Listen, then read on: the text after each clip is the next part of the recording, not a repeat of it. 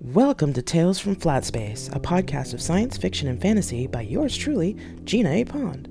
Just know that the stories in this podcast may contain content that could be disturbing to some listeners. Listener discretion is advised. So this is Unity, Part 3, Mission, Chapter 41, Marcia.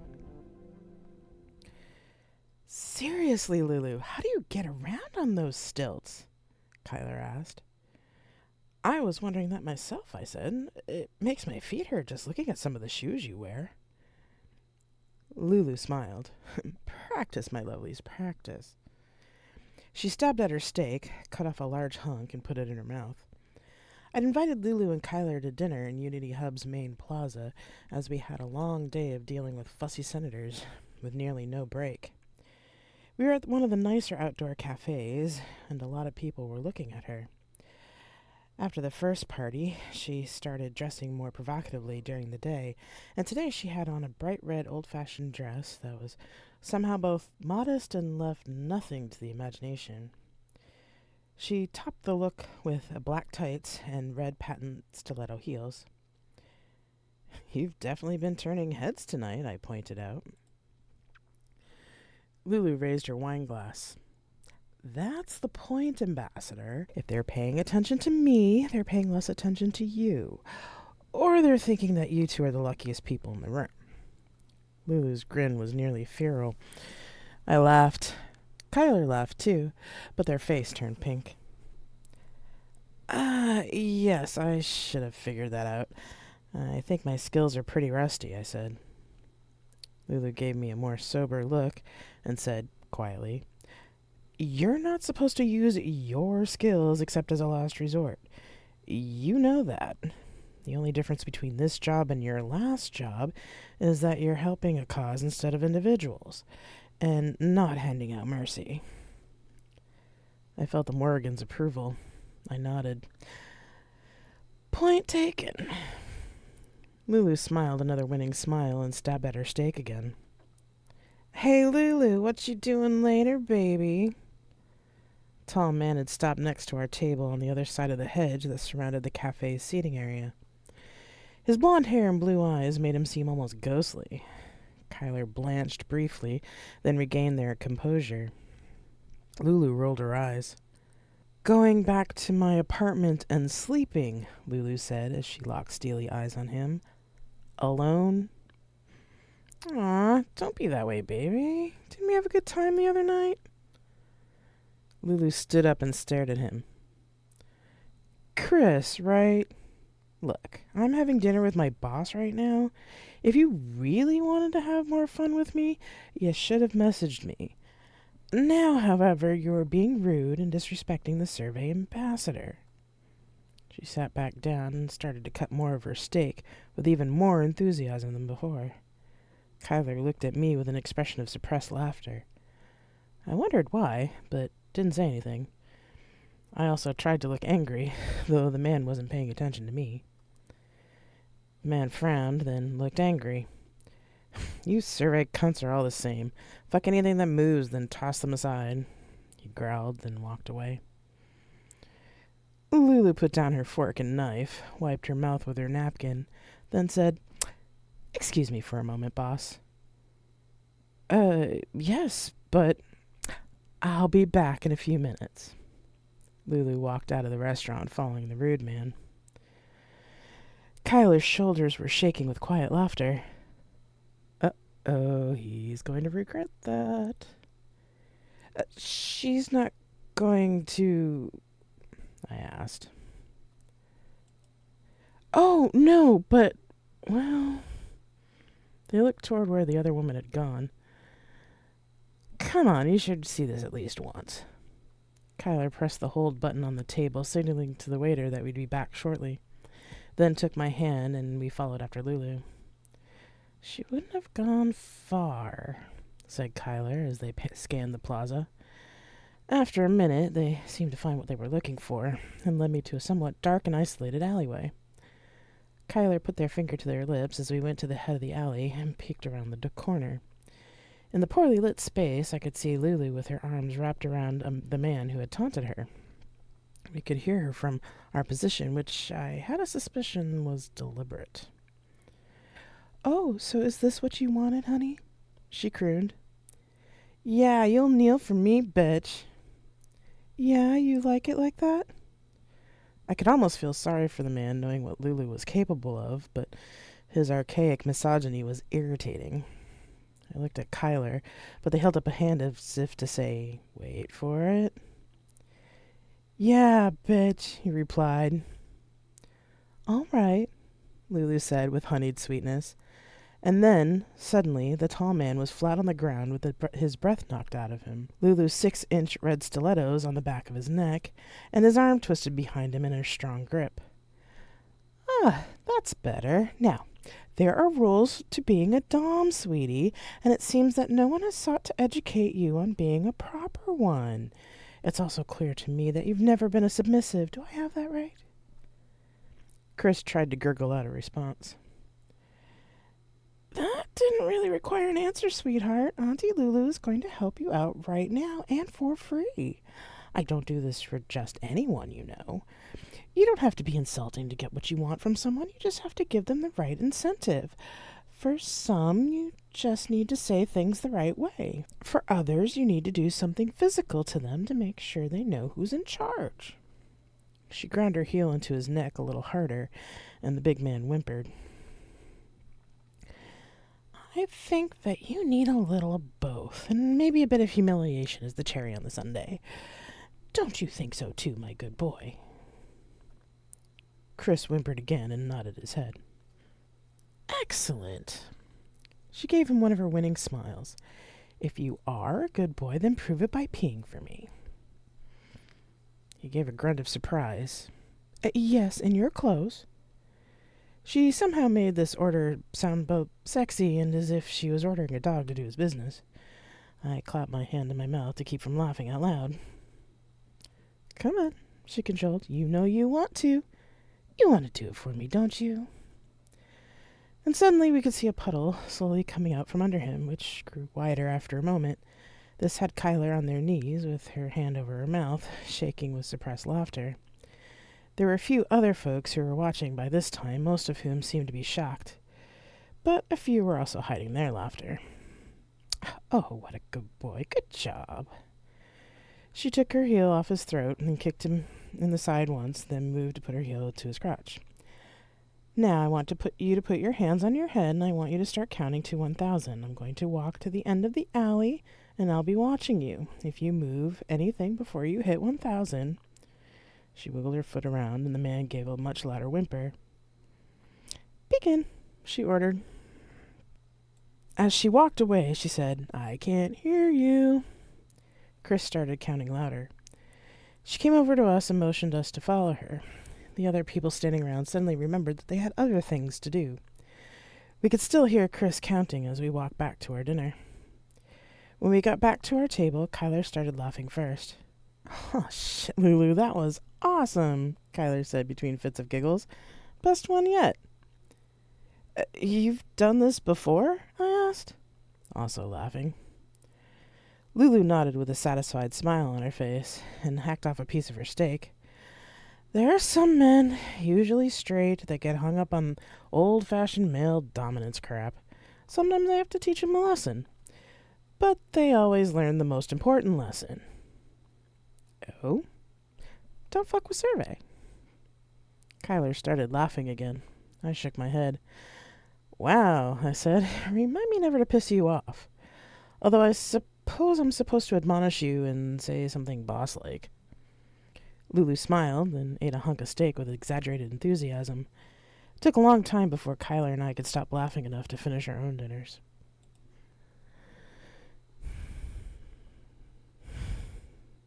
The next morning, I came into the office to hear Kyler exclaim, "He did not!" "Oh, yes, it was quite gratifying." "What was gratifying?" Jack asked as I went over to get my coffee. "Oh, we had a little run-in with the guy I met at one of my parties last night at dinner. I had a little chat with him, and later he approached me at the club to apologize." I put down my coffee and tried to keep a straight face. Kyler was turning red, trying to do the same. Jack looked puzzled. Apologize, huh? Did he do it properly? I said. Lulu smiled broadly and winked. Oh, yes, and with great humility. Kyler and I roared, and Jack looked puzzled. I take it it's not something I need to investigate, Lulu? No, sir, I have him quite under control. Her heels clacked as she walked back to her desk. Kyler started laughing again. Jack looked at me, still a bit puzzled. I put up a hand and took a breath between giggles. Let's just say that what Ebo did to you when you first met was a love tap. Seriously, don't get Lulu mad at you. I started laughing again. I'll take your word for it. What's going on today? Kyler wiped their eyes, took a deep breath, and pulled out their tablet. Well, we have another meeting with the Shipping Guild, then 3 more meetings with senators, including the senator from New York Colony. There's a pre-session dinner with the president on Friday, and we need to get Marcia an appropriate outfit for it. We'll need to go try on stuff this afternoon so that I can be tailored. I rolled my eyes. We'll bring Lulu for extra security in the dressing room. Other than that, it shouldn't be too bad of... Kyler stopped talking and looked towards the door of the break room. I followed her gaze to the office area where Lulu was leading a woman gently to the waiting area. I could feel the woman's fear from where I was, and I didn't need prompting from spirit to put down my coffee and head into the office. Here, honey, have some water, Lulu was saying to the woman as I walked into the room with Jack right behind me. Jack turned to have a word with the guard at the door, prompted, I guess, by his own spirit. Looking at the woman in front of me, I could see why. She was hunched over, looking fearful and like she was in pain. I glanced at Lulu and she said, She came in asking to get Survey citizenship. I nodded and sat down next to the woman. Hello, I'm Marcia, I said in my chaplain's voice. Are you the ambassador? She asked. Yes, what can I help you with? I need help. He's going to try and take me back, and I can't go back. Not after... I just can't go back. She looked up at me, her eyes red-rimmed and exhausted. Doesn't Survey need people to clean floors or cook or something? I'll do anything to get out of this hellhole. I looked at Jack, who had now taken up position at the office door. He gave me a thumbs up. I nodded and turned back to the woman. Okay, why don't we go into my office and you can tell me your story? Then we'll see what we can do for you. Kyler, can you take... what is your name? Melissa, she said. The woman pointed at Lulu. Can she come with me? Lulu raised an eyebrow and smiled. I nodded. Lulu held out a hand to the woman. Come on, honey, I'll bring you to the ambassador's office and get you some tea while the ambassador sorts out her schedule. Don't worry, she'll help you out, Lulu told her, as she led her into my office. I turned to Kyler. Cancel all my appointments for the day. Tell them I'm not feeling well or something. I have a hunch that Lulu's little demonstration yesterday got us a witness. Kyler nodded in agreement and set to work. I turned to Jack. I know Ebo has the morning off, but brief him and have him take one of the guards to the demon and get it prepped for departure. If she really is a witness, we need to get her off Hub ASAP. Morgan said as much, he said. Ebo's on his way with Justin. Oscar will go and check in on them later. See if you can get her full name, though. I want to run a check. If she really is a witness and not bait, I'll be quite happy with that, but we can't ignore that this is a bit too convenient even for us. True, but I'm not going to complain if the spirits decided to throw us a bone this time.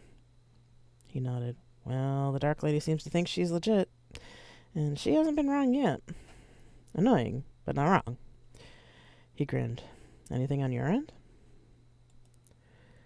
Not from Papa, but something else is pushing me to believe this woman, which, when I thought of it, was odd, but my intuition was strong on this. All right, let me get in there, and I'll check in with you in an hour. Jack nodded and went out to talk to Oscar.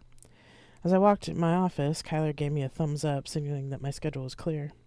I nodded as I passed and went into my office. Melissa and Lulu were talking in the sitting area, and as I came in, Lulu must have said something funny as the woman gave a little laugh. Looking at Melissa, I realized now that she was quite young. Her mahogany skin was wan, and her long dark hair was put up in a hasty ponytail. She was dressed in nondescript clothes that were slightly too big for her. She had clearly dressed to blend in with the other workers in the lower floors of Unity Hub, and to hide her shape. Either that, or they were the only clothes she had been able to find on her way out. They both looked up as I came in. I closed the door, then sat next to Lulu across from Melissa. Boss, it seems that Melissa and I have a lot in common. She's been to some of the same parties I've been to. That's part of the reason she came here. Oh? Melissa nodded. I recognized her last night. I was looking for some food when I saw her take down that guy. He's been harassing other women for as long as I can remember. It was rather epic to see him taken down like that. She smiled weakly. Lulu preened under the compliment and gave Melissa a big smile. Melissa blushed. I sighed inwardly, but as long as Lulu could make her feel comfortable enough to talk, I was not going to say anything. So, Melissa, why did you want to become a Survey citizen? I asked. She clutched the mug. I just need to get off the station. Why? I asked again. The woman cast her eyes down. Lulu took her hands and Melissa lifted her head. Sugar, she said in a gentle voice, you won't shock the ambassador with anything you say. She's a good lady, and if you've been hurt in any way, she'll make sure you'll get help and be safe. It may be part of my job to protect her, but I also trust her with my life. The other woman nodded. Lulu let go of her hands and put her tablet in her lap. I was surprised by the sentiment. I was recruited by a woman who works at these special parties. She said I could make a lot of money if I participated in this slave auction thing. I'm okay with kink, and I thought it was some fundraiser thing like they have from time to time, you know? And if they were paying well, why not? My cleaning job here in the guest quarters doesn't pay much. I nodded. Go on. Well, I got to the place they told me to be at, in a plain gray dress like they asked. Some guy named Max or Mark or something was the auctioneer, and there were a bunch of us girls on the stage all dressed in gray. All the buyers were hooded, and the stage was lit so brightly I couldn't see their faces. I don't think there were any woman buyers, though, which was weird. Didn't sound like there were any anyway. Melissa paused for a moment. So, one by one, we get pulled up to the front, and the credit board lights up behind us. It was bright and loud, so I didn't know how much I got bought for. Then they took us all backstage and told us that we were going to be picked up by our buyers and that we were to give them our safe word as soon as we got to their quarters. Apparently there was an agreement with the auctioneer about that. Melissa shook her head and gave a laugh. As if. What did the girls look like, Melissa? Were you all alike? She nodded. Yeah, most were brown girls like me, all pretty young. Of age, mind you, but just. Although there were a couple of really pale blonde girls who seemed like they'd been through this before. They were auctioned after us. I looked at Lulu, whose face had gone stony. I take it your buyer didn't follow the rules of the house. Melissa shook her head. She started, then put down her mug and lifted her shirt. When she turned around, there were livid red welts all over her back. Lulu and I both gasped. The wounds had obviously not been properly cared for, which explained her painful hunch. He beat me and called me a N-word and other horrible things that I thought were ancient history. Then he made me clean his quarters during the day. He came to me at night. He had his quarters locked, usually, so I couldn't leave. She pulled her shirt back down and faced us again, with tears streaming down her cheeks. How did you get out? Lulu asked.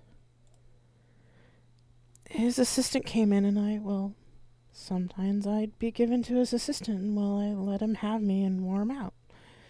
Just this one time he forgot to lock the door when he came in. I've been trying to hide in lower hub, but they always find my hiding place.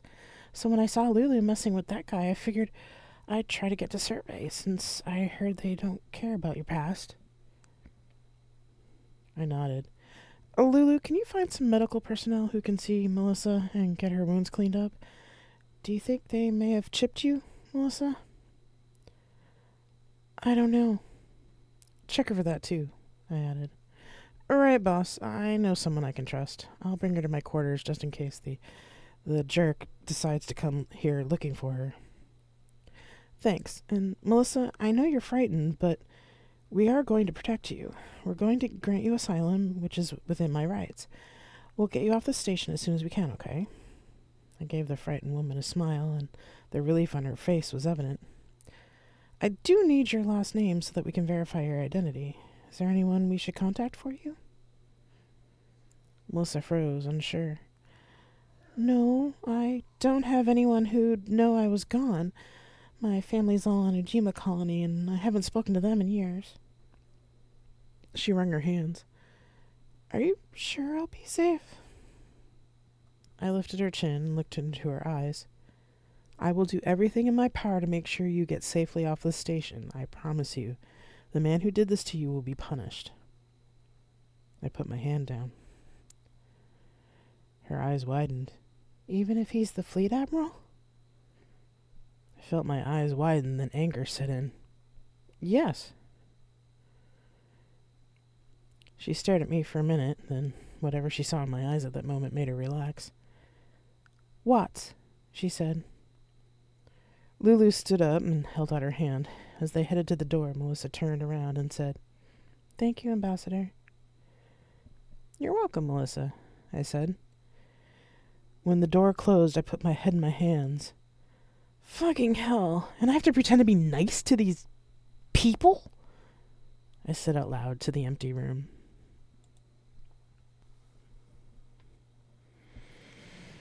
Chapter 42. Jenny. Time blurred. The voices faded in and out.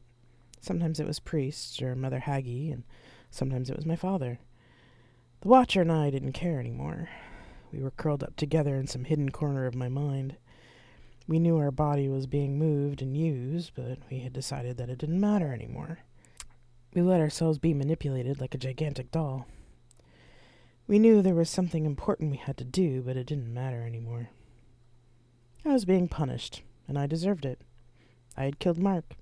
I finally had crossed the line. I was nothing and no one. People would come in and out of my room, and sometimes I would hear snatches of words. Some voices I knew, some I didn't. I slept, I woke up, I ate, then slept again, all on autopilot. She's still non-responsive. Yes, sir. And she still hasn't shown signs of conception. No, sir. I willed them to go away as I stared at the white wall next to my bed. But my arms lifted me and put me on another bed, then moved me to another room. The lights were brighter here, and I closed my eyes against their glare. Fix her, doctor. Footsteps receded. Yes, sir. Another voice spat and grumbled. If you didn't keep giving me broken women. The voice kept grumbling as hands examined my body. Unlike the other hands that had been touching me, these were efficient and clinical. A sigh. Well, come on, boy, you can help me get her into the machine. Let's see what's going on. I faded back into my mind while hands lifted, poked, and prodded, and machines made noises that I didn't understand. It didn't matter anyway. I killed Mark. I was being punished. That's all that mattered. There was a stinging sensation on my neck, and suddenly my mind exploded. The Watcher and I suddenly merged into one person, and time felt tangible again. I opened my eyes and tried to turn my head, but it flopped to one side. The dark face staring at me jumped, then moved away. My mind tried to make sense of the room around me, and I finally understood that I was in some sort of hospital. I tried to move my body, but it was slow and sluggish. I managed to roll over to one side, but sitting up didn't seem possible. The dark-skinned person came back with a man in a lab coat. Oh, shit, the lab coat man said. Help me? He and the other person rolled me back over and more securely onto the bed. Hold up there. I'm a doctor and I'm trying to help you. You won't be able to move for a while.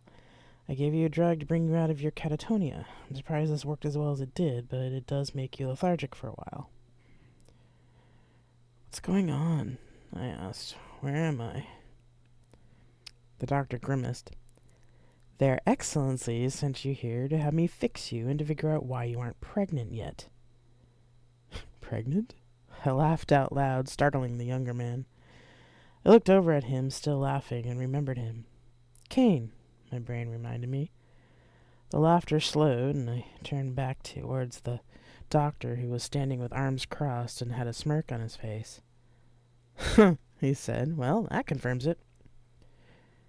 Confirms what? I asked, and stopped laughing. He looked at the door, then said quietly, You weren't always a woman, were you? Fuck. Before I could respond, Kane gasped and ran out of the room. The doctor looked confused and shouted, Boy, where are you going?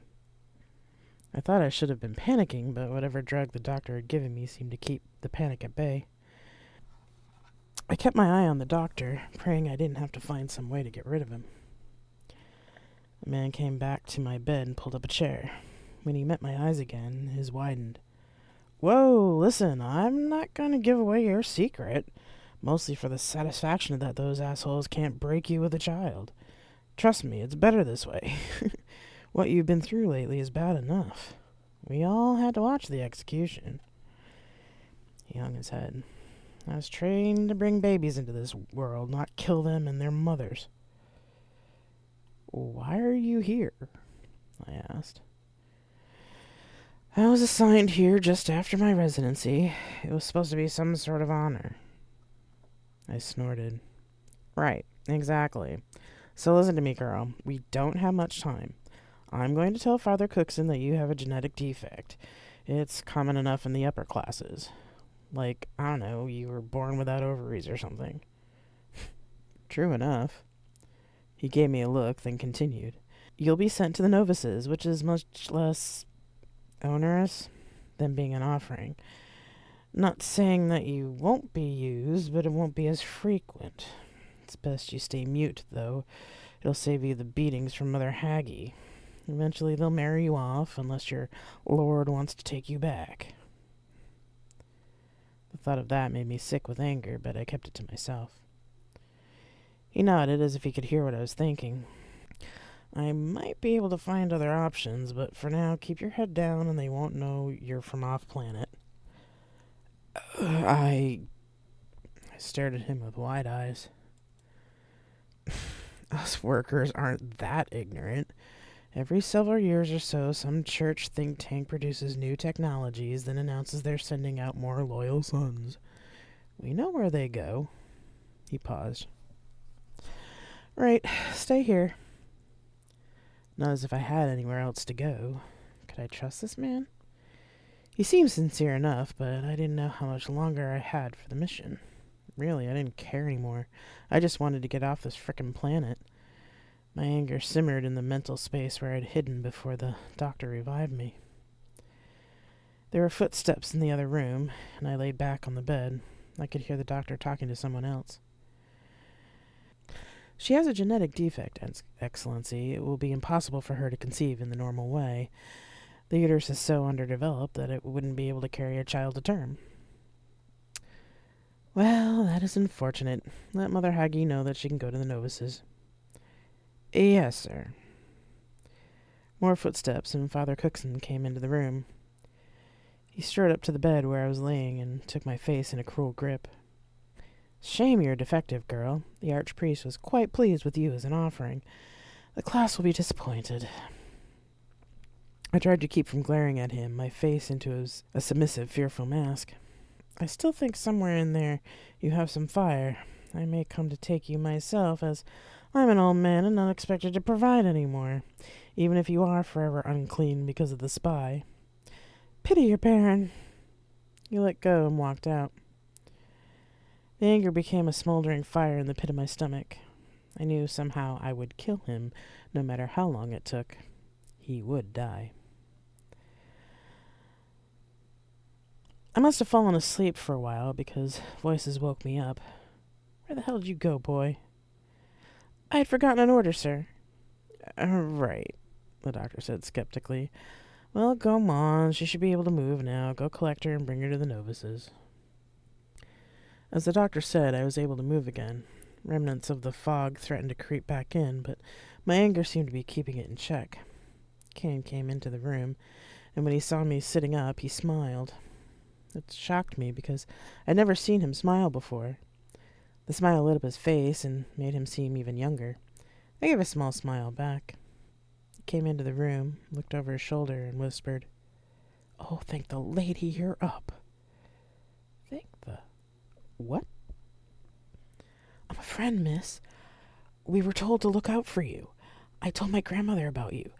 Grandmother says that when you see the sign, we'll come for you." I was confused. "What sign? Your grandmother?" "Yes, she said to wait for it. It might take some time, though." "Is she part of the under—" He put a hand over my mouth, and I flinched. He nodded, then let go. "I'm sorry, miss. I need you to get dressed now so I can take you to your new room." He said, even quieter, "It's best you pretend to be mute for the time being. It'll go easier on you." I nodded. "Yes, the doctor said so too." "Yes, good. Please?" I obediently put on the plain gray dress and apron, uniform worn by the novices I had seen when I came into the convent. My mind was spinning with the notion of getting out of this place and maybe even completing the mission. Not that the mission itself really meant that much to me anymore, but if I could find Beth and the case, I could pay them back for Mark, for everything. I grinned as I got dressed, then followed Kane out of the clinic. Kane led me down the hall, past the showers, then through another set of doors into an office. "Ah, yes, you're here. Excellent. Boy, close the door, and then you may return to your duties." "Excuse me, mistress." "What is it, boy?" The miss doesn't speak, mistress." The woman pursed her lips into a thin line. "Well, thank blessed Owen for small mercies. She can understand directions?" "Yes, mistress." "Fine, you may go." Kane stood up. Yes, mistress," he said, bowed, and left, closing the door. The woman looked at me. I kept my head down properly, as I had done before I came to the convent. I had to fight the urge to punch her in the face. Finally, she said, "Well, girl, you'll do what you're told. You'll have simple chores to do every day, and the rest of the time you'll be studying the Bible or the Book of Owen, or to refresh your memory about how a proper lady should act. You will bathe yourself and attend services every morning. You will obey the priests and nuns at all times. I am the mistress of novices, Sister Laura. If you decide to speak again, you may address me as mistress or sister. But it's easier when you don't talk. It saves me from a lot of back talk, especially from you bells." "What's a bell?" I gave a nod and resumed looking at my hands. Sister Laura coughed. "Yes, so come with me." The other woman stood up, opened the door, and motioned me to get up. I did as I was told. She walked quickly, but it wasn't hard to keep up with her. She glanced up as we walked down the hall. I might have to get some dresses made for you. You're much taller than our other girls, and your dress should come to the floor. You'll have to make do for now. Ah, here we are." She opened the door with a number 3 on it. The room had 2 single beds with small side tables, one of which had a copy of the Book of Owen. There was a trunk at the end of each bed, and a cross on the wall between the beds. There was a small window close to the ceiling that allowed some light in, but not a lot of light. It was basically a prison cell with no locks. Not much better than my offering cell. "Your dresses are in the trunk. Breakfast is at 7, services are at 9. There are no exceptions unless you're so sick you can't get out of bed. You will start chores before services, and you must finish the morning chores before lunch. Lunch is at noon. Your afternoons will be spent doing additional chores or in church classes. Sunday afternoons you have free time, but you won't have town privileges unless a lord is courting you. Not that you'll have that happen, I suppose." Sister Laura gave me a look, and I just shrugged. She smirked and continued. Dinner is at 6, lights out at 8. No leaving your room after lights out. Your roommate is Ruth, and she can explain the rest to you. Oh, and if a priest comes for you, you go. No fighting. Do you understand? I nodded. She sighed. You have until dinner to yourself today, and you'll start with chores tomorrow. Ruth will show you the workboard. The woman shook her head, clicked her tongue, and left the room. I noticed that while the cell doors didn't have any locks, the outer doors did. I sat on the bed and just stared at the wall. I finally had some time to myself to think, and the only thing I could think of was how I wanted to kill Father Cookson and the priests, all of them. But wasn't that the mission Survey set for us? Sue and Musashi know that something like this would happen? Did they know Mark would be found out? I wished I had some way to contact them, but all of that was lost when our cover was blown. It was then that I remembered again about Beth, and that she had the box. If Kane's mother was in the underground, and if Beth hadn't been caught, I could get the box back. It was hard to stay mad at Survey when they had given me a means of vengeance. All I had to do was go get it. I sighed and put my head in my hands. Oh, damn, said a voice from the doorway. Of course I get the new fucking bell. I looked up. There was a woman standing in the doorway, her dark brown hair tied back in a tight bun. This must be my new roommate. She bustled into the room and closed the door. Listen, Belle, I don't give a fuck how your rich lord daddy is, or how you'll be married to some fucking lordling or whatever. I don't want to hear it. It's bad enough I have to live with you bitches because I'm a breeder. She sat on the bed. Well? I just stared at her. Can't you talk? I shook my head, then pointed to my ears. Oh, well, that's a relief. At least I know that you won't be telling the other bells what I just said. I shook my head and shrugged. You don't know what a bell is, do you? I shook my head again. Ruth looked at me again. Something in my face must have told her that I was confused, because she sighed. You were an offering, right? I nodded. That explains a lot. Okay, right. So, in the Novus Hall, you're either a Jezebel or a breeder. Bells are daughters of rich lords and clergy who are sent here because they've been naughty somehow. Some of them are former offerings, and most of those don't really talk much either. The others weren't right somehow for an offering and are hoping they'll be shipped off into marriage. A lot of those bells are right bitches. I recommend avoiding them if you can. Breeders, like yours truly, are worker caste girls who get caught being sinful. If we're fertile, we come here. This last sentence she said with a flat voice, and I could figure out the rest. I tried to give her a sympathetic look. She grimaced. Yeah, well, it's possible a priest will take a shine to me and marry me too, which is the best I can hope for with my mouth. Listen, I can't help you against the other bells. It'll only be bad for me. And trust me, they'll come after you for not speaking. All the nuns here are former bells, and they won't give a shit what happens to you either. I frowned. Ruth shrugged. Come on, let me at least show you around to make up for bitching you out, okay? I nodded and stood up. Ruth's eyes opened wide. Owen's balls, you're tall, aren't you? I grinned at the curse and sighed. Oh, the bells are really going to come after you now. I followed her, thinking there might be some bells added to my list eventually. The list was getting longer, and really, I didn't care. Chapter 43. Marcia. Anybody seen Lulu today? I asked as I walked into the break room. I got a cup of coffee and went back out to the reception area. It had been 2 days since Melissa had come to us for asylum. She came in yesterday morning to drop off Melissa's deposition, Kyler said. I figured she was probably sleeping in today. Jack looked up from his desk. I saw her yesterday afternoon when we sent Melissa off on the demon with Ebo. She said something after about taking care of some business, but I haven't seen her since. He looked worried. odd. I don't have a message from her either. She usually sends me something about how she's going out and not to worry. Jack blushed a little. I suspected Lulu gave Jack more detail than he ever wanted to know about her exploits. I'll ping Ebo and see if he's heard anything. It'll be about 20 minutes before we get anything back. He busied himself with sending the message. I sat on the couch in the reception area while Jack worked.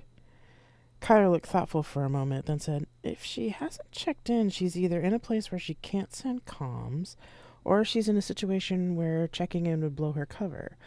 Or, well, she lost track of time with someone. It may not be because she's in trouble. I gave Kyler what they'd come to call the mom glare, and they grimaced. Okay, yeah, this isn't like her, they admitted. We'll find her if we have to tear the station apart, I said, and Kyler widened their eyes. I didn't mean to sound as cold as I did. I wondered, not for the first time, if I was losing myself to this mission. I managed to smile at Kyler in apology, but they looked at me with some concern. I sipped my coffee and went into my office to wait. She's doing what? Jack looked at his tablet again. Ebo says Lulu mentioned something about getting into Mac Olka's inner circle, and that she got some sort of invitation. Apparently the guy she disciplined has connections. Has she lost her mind? Why didn't she tell us? I asked. Technically she did tell someone, said Jack. I tried to give him the mom glare, but he ignored it. Kyler winced again, but said, that is true. It's also plausible deniability for you, because you just gave her a name. You didn't order her to infiltrate just to get information. That's an awfully thin line. Jack sighed. You and I both know it's what she's trained for, Marcia. She's been with Sun Tzu for a long time. So have Kyler and Ebo. You know how it works. I knew this, but it had been a long time since I had to give those kind of orders. I stood up and turned to the windows of my office. They weren't as big as the windows on the ambassadorial station, but they still offered a spectacular view of Unity Hub's gardens. It felt like a good analogy for the differences between Unity and Survey. Survey is humanity's potential, and Unity is a link to the past. Still, even Survey needed spies and soldiers, and I wasn't naive enough to think that they didn't use those tools if they needed to. I heard the door open and close behind me. I turned around and saw that Jack had sent Kyler out of the room. He took one of the chairs opposite me and waited. You need his wisdom, child, said the Morrigan. I suggest you take it. I sighed and flopped into my desk chair. Apparently you have some wisdom for me? Jack looked at me. You've never been fully in charge before, have you? Of course I have. I mean, I was in charge of you when we were on station and when I was on Diana. He shook his head. Yes, you were in charge of me, but you were in charge of the whole station. And Diana was a long time ago. You are in charge here, and you have to make the tough calls. You also have to trust the rest of us to do our jobs, whether you order us to do it or not. As young as they seem, these kids aren't that young. They've been in the business just as long as you have, if not longer. How did you deal with it? I asked. You get the job done, Marcia, then grieve later. I nodded, knowing he was right. It was late when I finally reached my apartment. I was exhausted, and all I wanted to do was go to bed. But when I opened the door, the light was on in my bedroom. I moved quietly and picked up something from one of the tables to use as a weapon. I heard the rustle of cloth and someone talking to themselves. No, that one won't do. She has to have something in here. Lulu, where the hell have you been? I said. Lulu jumped. Damn it, boss, I forgot you used to be in the business too. Although that vase is plastic and not really great for knocking someone out. Should have grabbed a knife from the kitchenette. I looked down at the vase in my hands and sighed. Well, I would have given it my best shot. I put the vase down on the bedside table. But why are you ransacking my closet, and where the hell have you been the last 2 days? Lulu had the grace to look a bit sheepish. Sorry about that, but my little demonstration also attracted a certain person in the merchant sector. I got an invitation the day Melissa left, so I took the opportunity. Olka? The other woman nodded.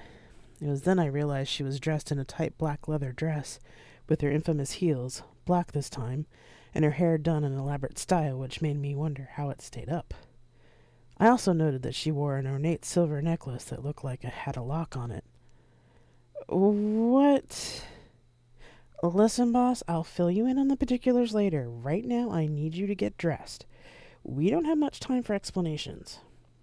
She went back to rummaging in my closet. Ah, here we go. This should do nicely. She came back out carrying a long black dress that I only really use for fancy occasions. I hated wearing it since it tended to draw attention I really didn't want. Here, put this on. Do you have any cosmetics? Lulu, the other woman looked me in the eyes. We have no time. Trust me, Marcia, this is important. I'll keep you safe, but you have to come with me tonight. It was the first time that Lulu had ever asked me for anything, and it took me aback. I nodded and started to change. I have some basic cosmetics in the bathroom, I said. Lulu went after the cosmetics, and I pulled on the black dress. It was form-fitting and actually did cover me from neck to ankle, but it flowed as I moved and had a faint sheen. When Lulu came back out, she smiled approvingly. Wow, boss, you clean up all right.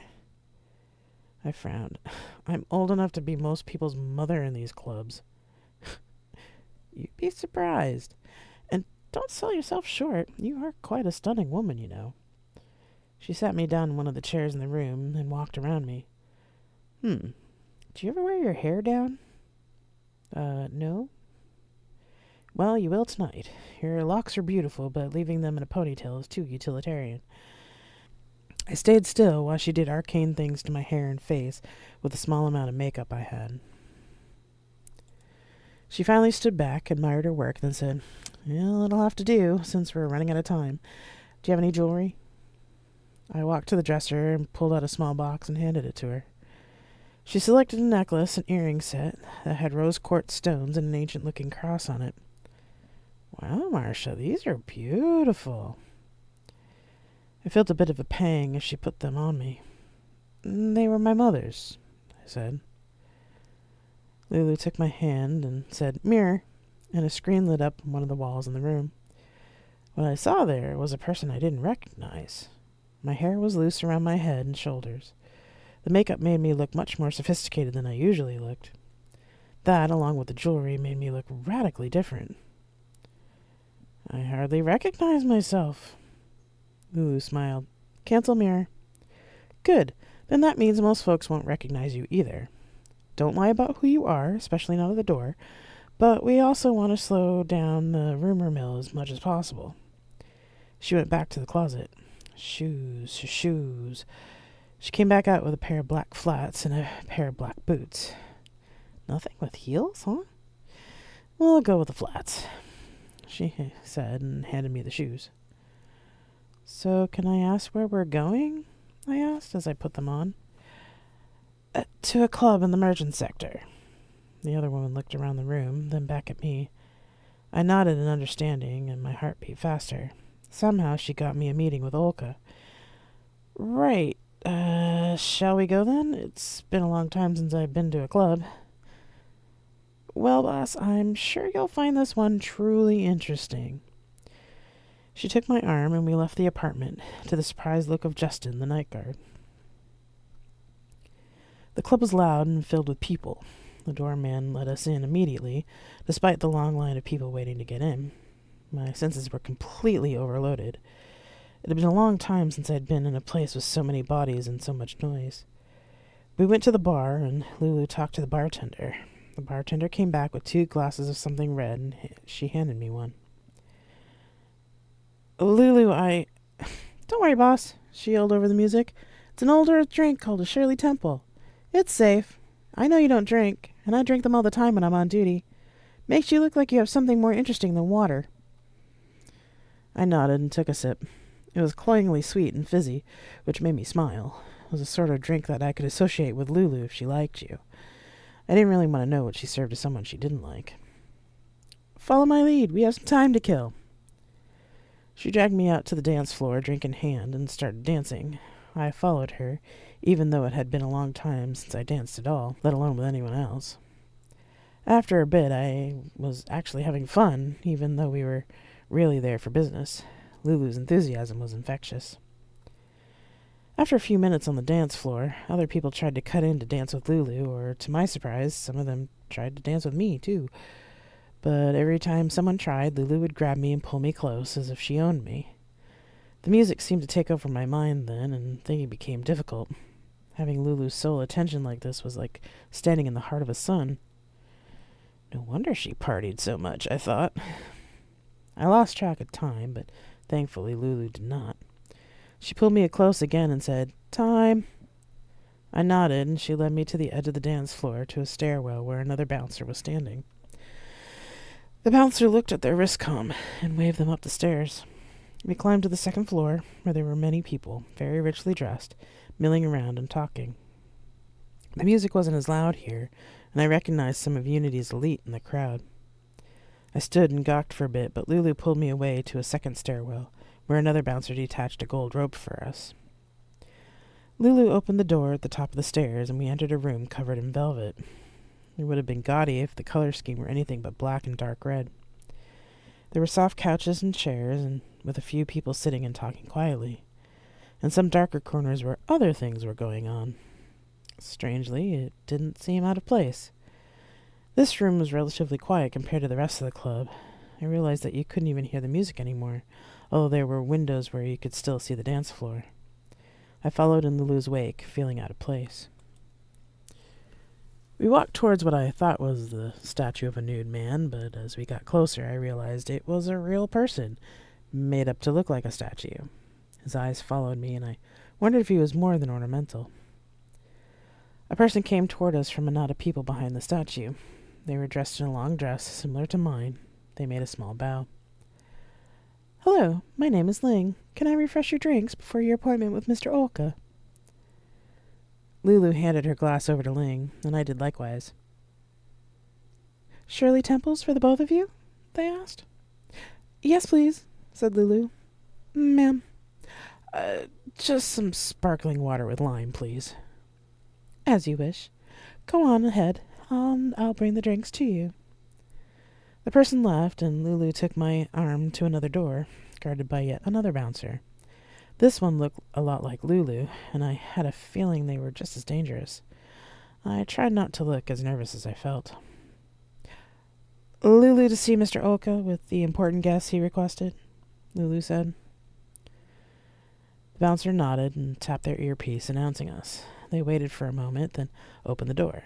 Lulu went in first, and I followed. The door shut behind us. The room was as big as the lounge outside. One corner of the room held a desk and the usual accoutrements of an office, but the rest of the room was part lounge and part dungeon. There was a cage in the corner with a familiar-looking masculine person lounging chained to the bars. There were several others serving or kneeling around a middle-aged man who looked like a Greek god.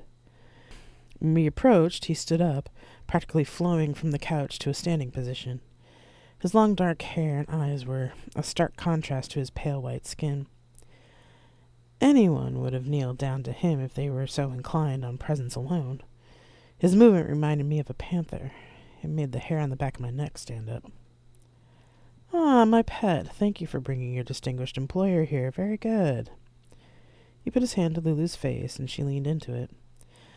My worry must have shown on my face, because he turned to me and said, "Do not fret, Miss Brooks. Your intern won't be compromised by me. We have an understanding, and I hope by the time you leave here tonight, you and I and your employer will have also come to an understanding." I looked at him. His eyes were cold, but took in everything in the room, and even everything past the floor-to-ceiling windows that looked over the club below. "Be careful with this one, granddaughter," said Papa, "and be honest." I nodded to Olka and Papa. It depends on what we need to come to an understanding on, but I promise I will consider what you say. The man smiled a dazzling smile, showing off perfectly straight, perfectly white teeth. Well said, Miss Brooks, well said. He turned to the rest of the room. Out, all of you, and take him with you, Olga said, pointing to the cage. I'll discipline him later. A chorus of yes, sir followed, and they all filed out. Ling came in after they left and put our drinks on a table near the couches and left again. Olga directed me to one of the overstuffed chairs, then sat on the couch across from me. He looked at Lulu and pointed next to him. She immediately kneeled down next to his knees. He reached behind him and clipped a leash on a ring to the necklace that I had thought was only ornamental. Lulu saw me looking at her, and she winked at me. Olga pulled the leash gently, forcing Lulu to put her head on his knees. She complied, shifting her body to a more comfortable position as he began to stroke her hair. So, my new little pet here assures me that she was not ordered by you to infiltrate my organization. His drawl implied that he would not like it if I had. Papa said to answer honestly, so I did. No, Mr. Olga, I did not. I only asked her to get more information about you and to see if you had any connections to the people we're investigating. We actually got your name from another source. Yes, your contact in intelligence. They've been trying to infiltrate my organization for decades now, and well, they don't succeed, as I'm sure you know. He paused and petted Lulu's hair again. Lulu smiled. And thank you for being honest with me. I may be in a less than reputable business, but I do have my rules, and honesty is one of them. Honesty? Well, honesty from those I do business with, anyway. If I can't rely on my business partners to honor a contract, then I take care of them. I don't appreciate unwanted attention, which I'm sure you understand. He leaned forward and took a sip of his drink. I did the same, realizing that my mouth was dry. Speaking of unwanted attention, I understand you are investigating some unsavory types that have unfortunately infiltrated our hallowed Senate. Yes. The man nodded. They are beginning to attract unwanted attention to my establishment, and as they are creating much distress among my employees, I'm willing to help you in your mission. Distress? His face became like marble. They don't obey my rules, Miss Brooks. Some of them have hurt my pets enough that I have had to send them away from Unity Hub, as I would have done with Melissa if she had come to me. How did... He grinned. I make it my job to know everything that happens on this station. To that end, I have recordings and names of all those you call new harmonists that I know of on Unity Hub. I will hand them over to you and continue surveillance until you take them out. He petted Lulu's head again. In return, I want Survey to leave me alone. I don't want any other agents trying to get into my organization, and I don't want the AIs looking in on my communications. The AIs? I asked, a bit surprised. I am not a fool, my dear. Unlike most of my peers, I know exactly who runs Survey, he explained. It made me wonder how he knew, but I didn't ask. I'll need to contact my superiors to get approval for this. I can't make that kind of unilateral decision. Yes, of course. Please, feel free to use my console. I assure you it's secure. He waved in the direction of the desk. It's a lovely night, and I can wait. I had the feeling we weren't going to be able to leave without an answer. I put my drink down and went over to the desk. As soon as I sat down, the desk lit up and a window opened. I typed out the conversation with Olga to Hades, marked it urgent, and went back to the couch. He was quiet for a moment, watching the dancers below and petting Lulu's head. Lulu had closed her eyes. If she were a cat, she'd have been purring. Oh, one other thing, on a personal level. I want Lulu to be mine for the duration. She'll be my liaison to you, and having her here with me will make it easier for her to witness some of the gatherings of these men.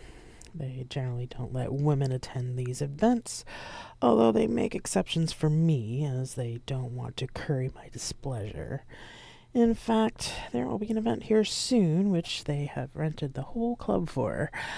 I will have Lulu come with me then. I looked at Lulu. Are you okay with this? I asked. Yes, boss. I've given my consent. We'll be drawing up a contract and everything. He has rules, and so do I. You'll ensure her safety? I asked Olka. He leaned forward. Madam, as my pet has said, I have rules here. No one works without a contract or without consent. No one is beaten to hospitalization. No one is drugged in a scene. No one breaks a safe word. And I don't deal in children. Those who want that kind of perversion go to the outer colonies. Your Lulu will be safe with me. And we will most likely enjoy each other's company while you reside on station. Oh, wait, what did you say? Your Lulu will be safe with me. No, about the outer colonies. He looked disgusted. There are slavers in the outer colonies that deal in children. Disgusting practice, if you ask me. From what I understand, the market trend is for pale, blonde, and virgin. The men here also prefer them young and blonde, and they do the strangest rituals for them. They asked to bring in underage girls, but when I told them that if they brought in underage girls they couldn't use my facilities, they relented. They do the strange scenes with the blonde ones. The one of color they buy for personal slaves. He shrugged. So far, not so weird. However, they are drawing attention to themselves, and some of the slaves have gone missing, and they have been drugging some of the blondes. As I said, I don't allow drugs in scenes. Their practices are putting a damper on recruitment, as they are creating the wrong kind of rumors about my establishment. Do they ship any of the slaves to the outer colonies? I asked. Lulu's eyes were open now, and she was absorbing every word. I haven't heard that they do, but some of their communications are hard to break.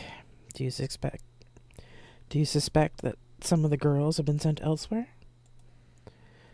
They are slavers and white supremacists, Mr. Olka. They are trying to reform unity in their own world's image. I'm guessing the slaves that weren't killed have been shipped to the outer colonies. He leaned back on the couch and pulled Lulu's head further into his lap. Olka looked thoughtful for a moment. They tried to recruit me, for their holy cause. They had these meetings with other men where they talked about how white men are disadvantaged in Unity Society, and about ancient Earth traditions and religions if they were some sort of holy writ long forgotten. They even had a book called the Book of Owen, which was misogynistic as hell. They were some sort of alpha male sex cult at first. Those do rise up from time to time. He pushed Lulu to the side and stood up. Would you like another water?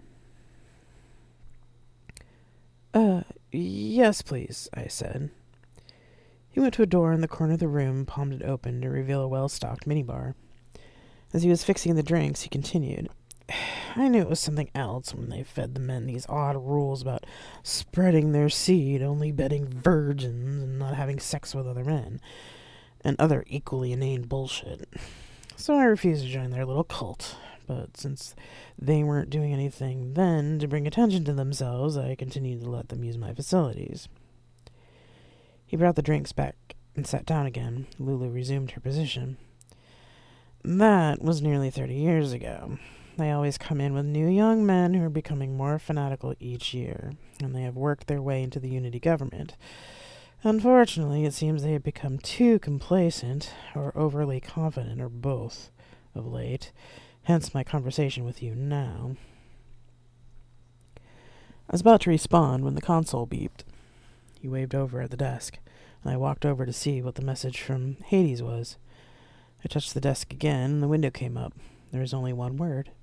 Agreed. I blinked and read it again, surprised that the AIs would agree so quickly. They must see some advantage on staying on this man's good side, and their word was final.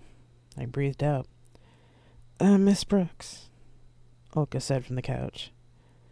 I closed the terminal. Yes, the AIs agreed to your terms without alterations. Excellent. He tugged on Lulu's leash, bringing her closer so he could kiss her lips, then remove the leash. Bring your boss back to her quarters, girl, then come right back here. Chris needs some more discipline before he can be useful for me. Lulu smiled broadly and said, Yes, Daddy. They both stood up and walked over to where I was at the desk. Olka held out his hand, and I took it. Good hunting, Miss Brooks. I nodded and said, Thank you, Mr. Olka. Shoo, he said to Lulu. Lulu took my hand and led me to the door of the room. Oh, and Miss Brooks, he said before we opened the door. I turned around. Your brother needs to back off from Director Miller. These people may be fools, but they're not stupid. They really don't like black men. He waved us off. Lulu pulled my arm and led me out of the club. Chapter 44. Jenny. I carefully swept the steps in front of the convent, trying to stealthily stretch muscles that had been ill-used while I ignored the other women in the yard. It felt like it had been a long time since I was sent to the novices. I didn't know how long I'd been in the convent, and the days all blurred together. I hadn't seen Kane again. Ruth was taken away at one point after she started getting sick in the mornings and never came back. Another woman was put in the room with me, but like me, she didn't talk. I didn't even know her name. Ruth had been right about my height.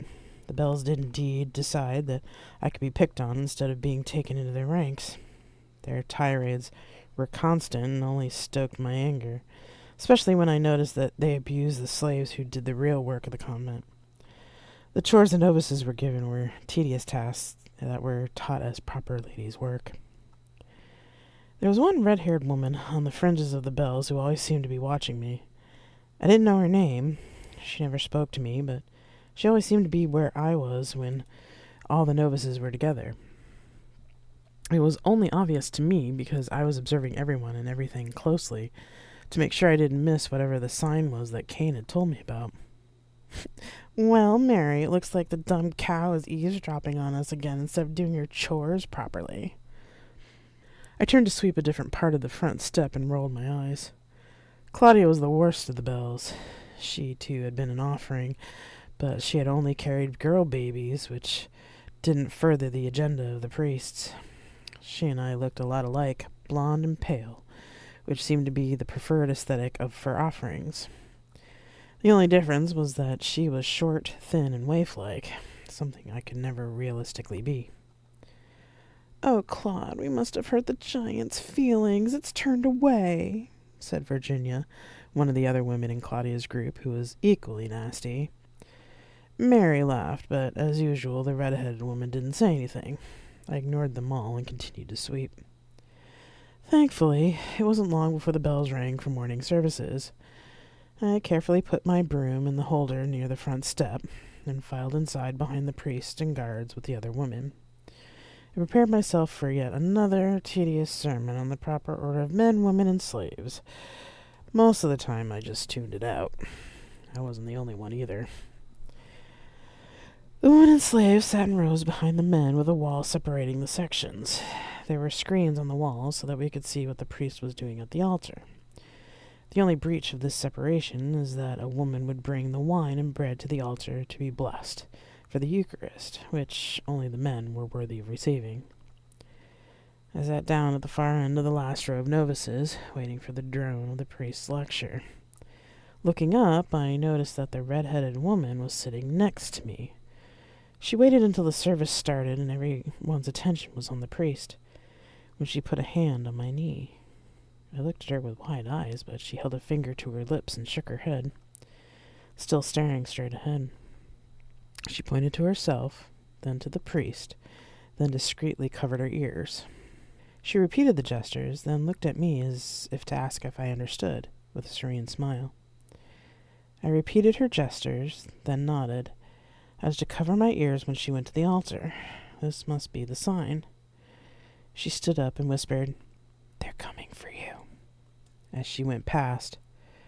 The woman strode demurely over to the table that held the vessel with the wine and a plate of bread.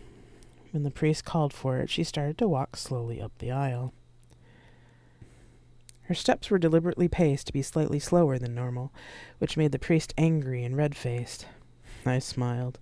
I had a feeling I knew it was going to happen in the next few moments, and I admired that she was drawing out the dramatic tension.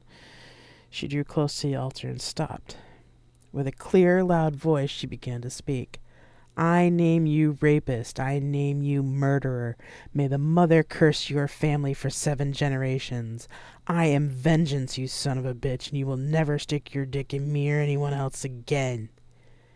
With the last words, she dropped the jar of wine as Priest stood up and rushed toward her. Time seemed to slow. I covered my ears and dropped to the floor as a bright flash of white light engulfed the cathedral. I found her, Ma. Is she conscious? I think so. They were still ringing in my ears, but I could hear voices again, and muffled footfalls all around me. I opened my eyes to see Kane standing above me with an anxious look on his face. I waved my hand and sat up slowly. I blinked a few times to clear my eyes and looked around. The altar area had melted as if it were made of wax, and there were no bodies to be seen, as if they had all been vaporized by the explosion. The wall had been blown down, but had more or less protected the people behind it from the brunt of the blast. There were a few priests still left on the other side of the wall. I saw that Mother Haggie was on the floor, moaning underneath some rubble from the wall. There were also several dark-skinned people with guns looking through the slaves and novices. Kane didn't have a gun, but he stood watch over me. I coughed, then said, Kane, who are these people? He shook his head. Not now. We have to leave now or we'll be caught. All the anger welled in me, and my mind knew a terrible clarity that it had never really had before. No, you won't. I stood up and went over to one of the armed women. I need your gun. She started to say something, but then looked at my eyes. Her eyes widened and she handed me the gun. It's fully loaded. I examined the gun and recognized it as one of the Survey-issued pulse rifles that had been brought with us from Lord Martin's. Perfect. Get your people out of here now.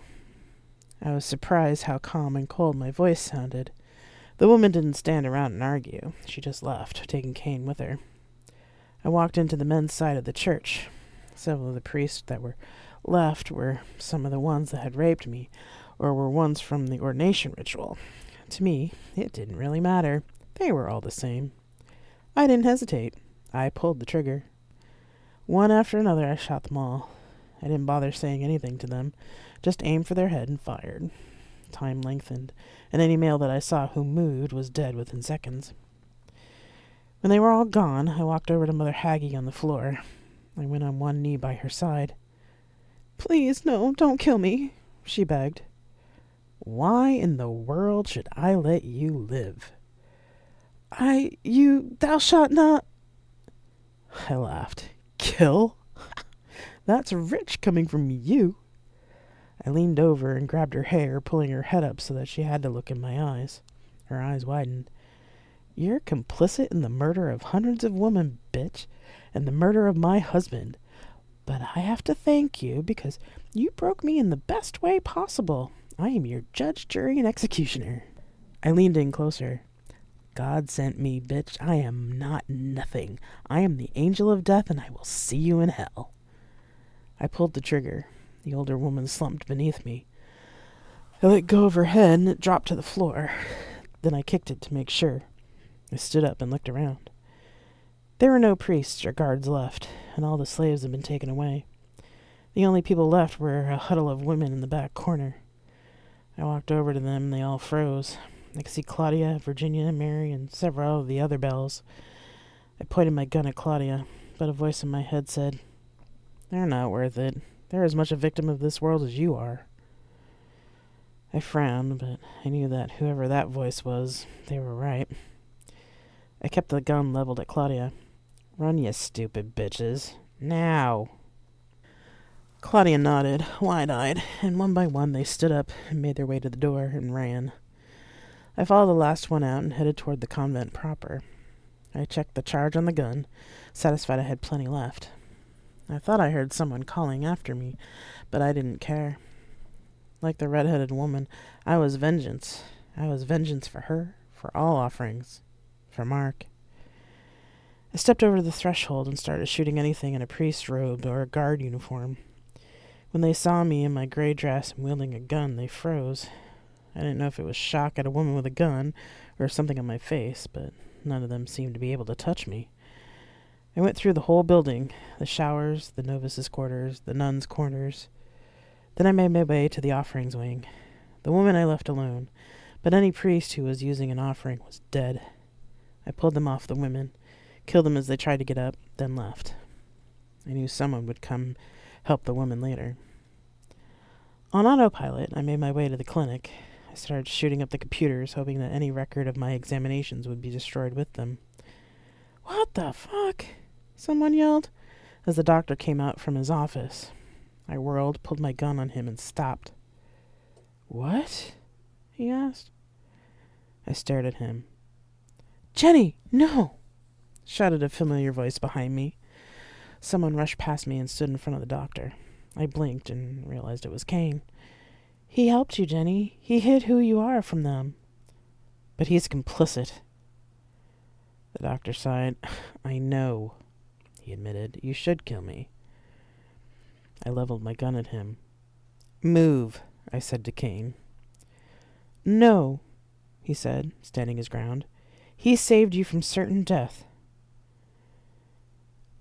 I stared at Kane for a long moment, then asked, "Where do you store your backup data?" The doctor pointed to another room just off the laboratory area. I opened the door and saw old-fashioned servers, along with several circular storage containers. I recognized them as cryo containers for storing biological material. I destroyed everything in that room. I came back out to see the doctor, still wide-eyed, while Kane waited patiently. I looked at Kane, then looked at the doctor. Kane was right. "You should quit," I told the doctor. The doctor grinned. "I put in my resignation already." "Good. Get out of here." I turned and walked out. Kane followed. "Now what?" I asked. "Now," he said, "I take you to grandmother." Kane led the way through the chaos that was all that was left of the convent, then into a waiting car. You have been listening to Tales from Flat Space. If you want to support me in my writing, there are many ways to do it. Share this podcast, follow me on my Twitch channel, or buy my books. All you have to do is go to revgenapon.net and click on the relevant links. Thank you very much for listening, and I'll see you next time.